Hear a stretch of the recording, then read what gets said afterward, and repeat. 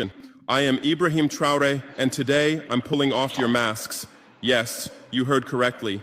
I, whom you call a young military junta leader, whom you brand as a dangerous radical, whom you serve up as an anti-Western dictator, am now telling you the truth. And this time you cannot turn off your microphones. This time you cannot turn away your cameras. This time your editors cannot cut this speech, because the world you monopolize no longer exists. Because millions will hear these words now, without passing through your filters, without being subjected to your distortions, without being muddied by your lies. I am 34 years old. Every day of my life, I grew up with your lies. As a child, I would watch Africa on television. Always the same images. Children with flies, dry lands, weapons, death. This is Africa, they told us. This is what Africa is.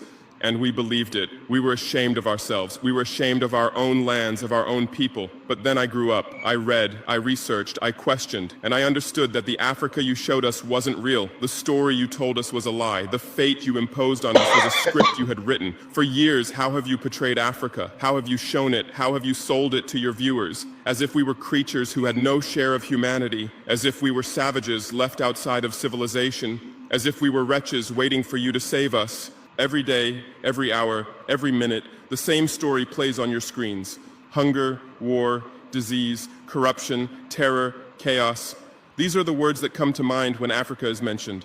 In your Africa dictionary, there are no other words. No hope, no success, no development, no resistance, no honor, no pride, no victory. So I ask you, New York Times, Washington Post, Guardian, Le Monde, have you ever made Africa's successes your headlines? How many times have you written about Rwanda's technology miracle? How many times have you shown Ethiopia's reforestation project? How many times have you praised Botswana's democratic success? How many times have you described Kenya's entrepreneurial ecosystem? No, because these don't fit your scenario. Your Africa cannot be successful. It cannot, because then how will you legitimize your exploitation? If it's not in need of help, how will you intervene? If it's not backward, how will you look down on it? Have you ever asked yourselves, has any editor sitting at their desk, any news director in a meeting, any columnist at their keyboard ever thought, why are the people of the world's richest lands poor? Here are the numbers for you, real numbers. Africa owns 70% of the world's cobalt reserves. Your cell phone, your computer, your electric car won't work without cobalt. This cobalt comes from Congo, but Congolese can't afford cell phones. Africa owns 90% of the world's platinum reserves.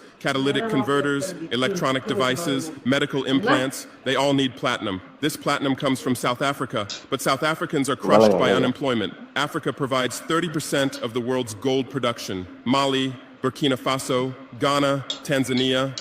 Gold flows like rivers from our lands, but our people swim in poverty. Africa supplies 65% of the world's diamond production. Botswana, Angola, Congo, Sierra Leone, billions of dollars worth of diamonds are extracted, but our miners live on $1 a day. Africa owns 35% of the world's uranium reserves. Niger, Namibia, South Africa. Nuclear plants run on our uranium. Paris lights burn with our uranium, but our villages have no electricity. And you still ask, why is Africa poor? No, the right question is, how was Africa kept poor while being so rich? Here's your answer. Colonialism didn't end. It changed shape. You used to come and occupy our lands. Now you come and establish companies. You used to take by force. Now you make agreements. You used to rule with the whip. Now you rule with credit. Let me give you concrete examples. With numbers, names, dates, but you'll never write about these. Glencore, Swiss-based mining giant, extracting cobalt in Congo. 2022 revenue, $256 billion, a tax paid to Congo, $500 million, that's 0.2%. Is this justice? Rio Tinto, British-Australian mining giant, extracting bauxite in Guinea, 20 million tons annually. What's left for Guinea? Environmental pollution and cancer. Total, now Total Energies, French oil giant, extracting oil in Angola, Nigeria, Congo. 2022, profit, $36 billion. Investment in Africa, dirty pipelines, Anglo-American, founded in South Africa but now in London.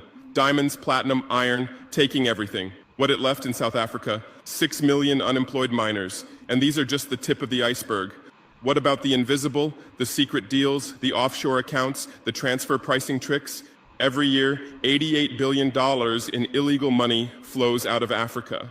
Who writes about this? Every year, $45 billion in aid comes to Africa. Everyone writes about this, but no one says Africa is not the continent receiving aid, it's the continent giving aid.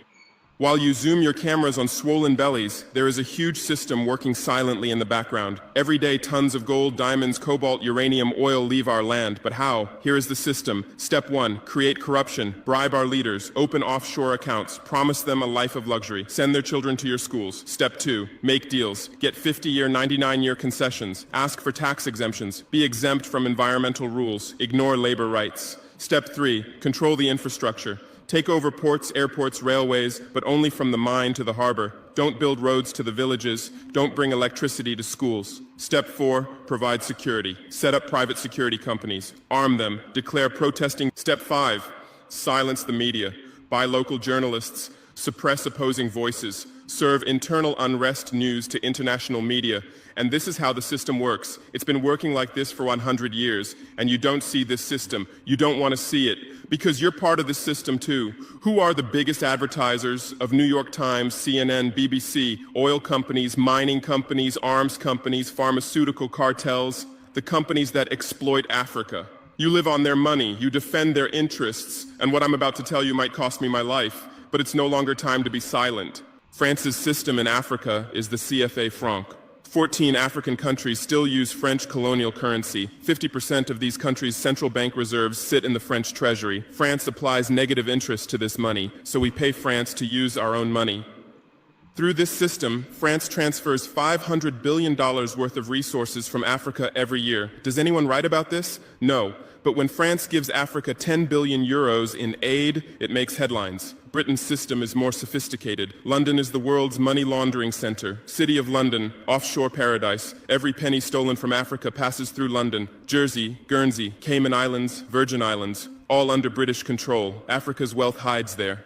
America's system is AFRICOM, Africa Command, 46 military bases on the continent. Official purpose, security. Real purpose, resource control.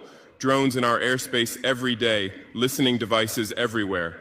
They say fighting terrorism, but it's not terrorists. It's people's leaders who are targeted. China is the new player, says win-win, builds infrastructure, gives credit, but in exchange for what? 99-year port concessions, mining rights, agricultural lands, debt-trap diplomacy, ask Sri Lanka, ask Zambia, and you write about none of this. Why? Because you're not free press. You're corporate press. Your bosses are billionaires. Jeff Bezos bought Washington Post. Why? For love of journalism? Rupert Murdoch's media empire, Fox News, Wall Street Journal, The Sun, The Times, all from the same hand, all giving the same message. West is good, others are bad. Carlos Slim is the largest shareholder of New York Times, Mexican billionaire. Where's his wealth from? Monopolized telecommunications, got rich off Latin America's back, now controls America's most respected newspaper. And you claim to do independent journalism? Who are your editors? Which schools did they graduate from? Harvard, Yale, Oxford, Cambridge? Always the same elite schools, always the same worldview, always the same prejudices. How are your reporters selected? How many languages does your Africa correspondent speak? French, English, that's all. Swahili, Hausa,